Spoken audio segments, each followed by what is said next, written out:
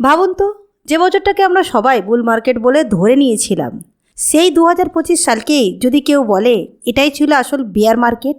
আর একটা প্রশ্ন, বিটকয়েন যদি 10 বছর ধরে বুল রানে ঢোকে, তাহলে আপনি কি এখনও শুধু দাম ওঠানামার দিকেই তাকিয়ে থাকবেন?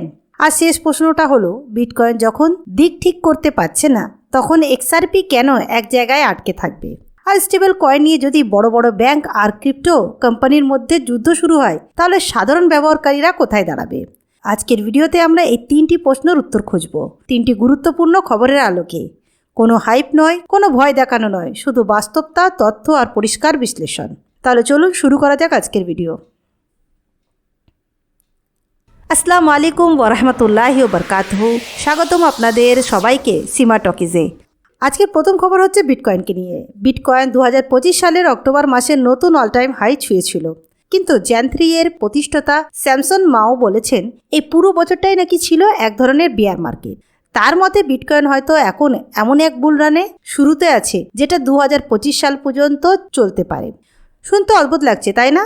কিন্তু তিনি একা নন। বিটকয়েন অ্যানালিস্ট প্যানসিও একই কথা বলেছেন।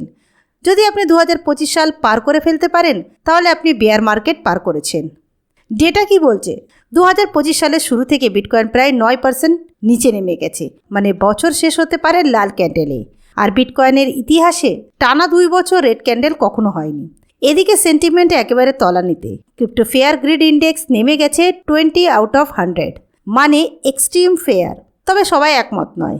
ভেটেরান ট্রেডার পিটার ব্র্যান্ডেড বলেছেন 2026 সালে বিটকয়েন নামতে পারে $60,000 পর্যন্ত। ফাইডলিটি এর জ্যারেন টিম্মার মনে করেন 2026 হতে পারে বিটকয়েনের ইয়ার অফ। আবার অন্যদিকে স্ট্র্যাটেজি এর সিইও বলছেন বিটকয়েন ফান্ডামেন্টালস এখনও শক্ত। বিটওয়াইসের সিআইও মনে করেন 2026 হবে আবারও একটি আপ ইয়ার। সার কথা এটাই, 2025 হয়তো দাম দিয়ে বিয়ার ছিল, কিন্তু ভিতরে ভিতরে অ্যাকুমুলেশনের বছর। তো যাই হোক, বিটকয়েনের এই আপস ডাউনকে দেখে আপনি কি মনে করছেন? বিটকয়েন 2026-এ কী যেতে পারে? আপনার মতামত কি অবশ্যই লিখে জানাবেন।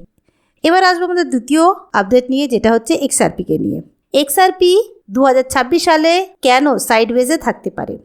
ন্যানসেনের অ্যানালিস্ট জে কেনিস বলেছেন 2026 সালের প্রথম ভাগে এক্সআরপি খুব শক্ত কোনো ট্রেন্ড নাও দেখাতে পারে, বরং দ্বিতীয়তে গিয়ে পরিস্থিতি ভালো হওয়ার সম্ভাবনা বেশি। কারণ কি? বিটকয়েন এখনও কনসলিডেট না করলে অল্টকয়েনের জন্য শক্ত র্যালি আসা কঠিন। বর্তমানে এক্সআরপি বছর শুরুর তুলনায় প্রায় 15% নিচে নেমে গেছে। দাম ঘোরাঘুরি করছে একই রেঞ্জে। পসিডোনিয়া 21 এর সিইও বলেছেন এক্সআরপি সম্ভবত নতুন কোনো বড় ট্রেন্ড শুরু নাও করতে পারে, বর্তমান লেভেলের আশেপাশেই থাকবে। এখন দেখে নিই এক্সআরপির ভবিষ্যৎ কিসের উপর নির্ভর করছে। একটা হচ্ছে স্পট এক্সআরপি ইটিএফ অ্যাপ্রুভালের, দ্বিতীয়ত হচ্ছে গ্লোবাল পেমেন্ট সিস্টেমে ইন্টিগ্রেশন, তৃতীয় হচ্ছে এক্সআরপিকে লিকুইডিটি বা ব্রিজ অ্যাসেট হিসাবে ব্যবহার। ইটিএফের দিকটা কিন্তু শক্ত। US based spot XRP ETF ইতিমধ্যেই $1 বিলিয়ন বেশি অ্যাসেট ছুঁয়েছে, কিন্তু একটা সীমাবদ্ধতা আছে। এক্সআরপিতে এখনও ক্লিয়ার ইল্ড বা স্টেকিং সিস্টেম নেই, যেটা অন্য অনেক অ্যাসেটের তুলনায় দুর্বল দিক। তাই এক্সআরপির দাম বাড়বে কি না তা শুধু টেকনোলজি দিয়ে নয়, মার্কেট ন্যারেটিভ আর সেন্টিমেন্ট দিয়েই বেশি নির্ধারিত হবে। আপনারা কি মনে করছেন এক্সআরপির দাম 2026-এ কী যেতে পারে? আপনাদের মতামত কি অবশ্যই লিখে জানাবেন। এবার আসবো আমাদের তৃতীয় ও শেষ খবর হচ্ছে স্টেবল কয়েনকে নিয়ে। স্টেবল নিয়ে ব্যাংক বনাম ক্রিপ্টো লড়াইটা কেন গুরুত্বপূর্ণ?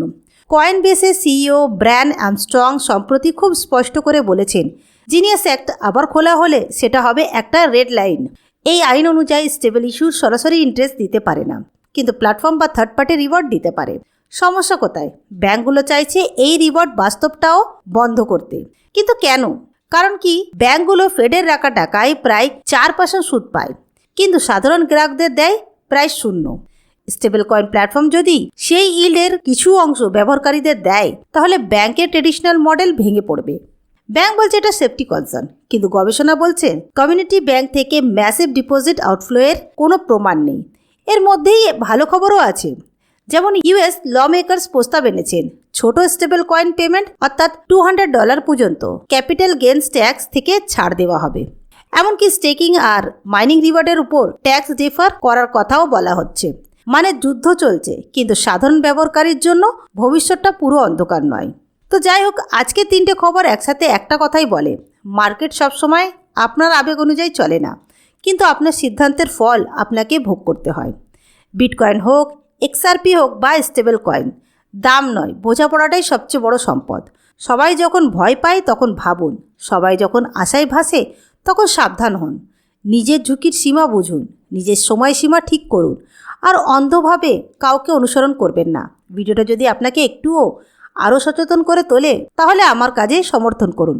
কমেন্টে লিখুন এই 3টি খবরের মধ্যে কোনটি আপনাকে সবচেয়ে বেশি ভাবিয়েছে। নিজের যত্ন দিন, নিজের টাকাকে সম্মান দিন। ইনশাআল্লাহ আপনাদের সঙ্গে আবার দেখা হবে পরের ভিডিওতে। আসসালামু আলাইকুম ওয়া রাহমাতুল্লাহি ওয়া বারাকাতুহু।